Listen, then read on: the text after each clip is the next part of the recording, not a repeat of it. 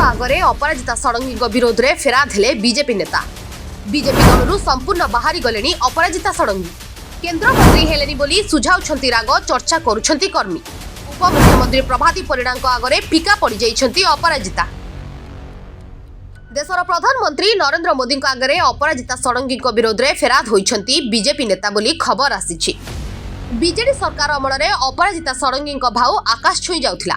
TV paper ठारू आरंभ करी सोशल मीडिया पर्यंत सबुठी छाई जाउथिले अपराजिता षडंगी। किंतु बीजेपी रो एबे महिला नेत्रीक मध्यरे एबे उपमुख्यमंत्री प्रभाती परिडांक काटती बढ़ी जाइछि।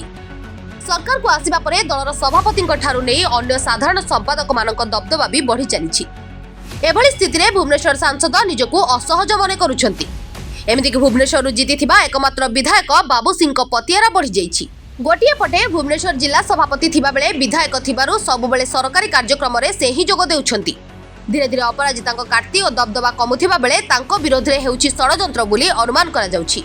बीजेपी रो एक टाणुआ गोष्ठी अपराजितांक विरोध रे चक्रांत करिसेंती बोली चर्चा चलिछि। अपराजितांक विषदांत भांगिबा पई योजनाबद्ध भाबे रणनीति करा जाइछि, जाहाकु नै रागी पाची लाल होई जाइछंती अपराजिता। दिल्ली रे नै से फेराद करिसेंती बोली चर्चा हेउछि, कारण दल तांको दुर्बल करुथिबा से अनुभव करुछंती।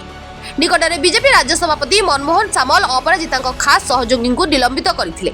जे तालिका रे थिले धनेश्वर बारी। धनेश्वर हेउछंती अपराजितांक घनिष्ठ सहयोगी।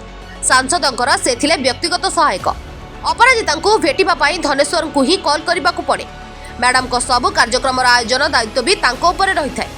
सब बेले से अपराजितांक छाई भली रही थांती। अन्य नेतांको निलंबन करथिले अपराजितांको बाधी नथांता। हेले धनेश्वर को निलंबन करी अपराजितांको असम्मानित करा जाइछि बोली तांकर समर्थक माने मत प्रकाश करिसेंती। तेबे राज्य बीजेपी पक्षरु मध्य अपराजितांक विरोध रे बेस विपद कुहा जाइछि। से किभली दलीय लाइन रे न जाई निजस्व बाटरे संगठन और कार्यक्रम करुछंती ता कुहा जाइछि। गत 5 वर्ष धरी अपराजिता किभली राज्य बीजेपी कार्यालय को मानुनाहांती से नै भी फेराद करा जाइछि। तेबे दल आगकू केउ निष्पत्ति नेब देखिबाकू बाकी रहिला। Report ATV Odisha live.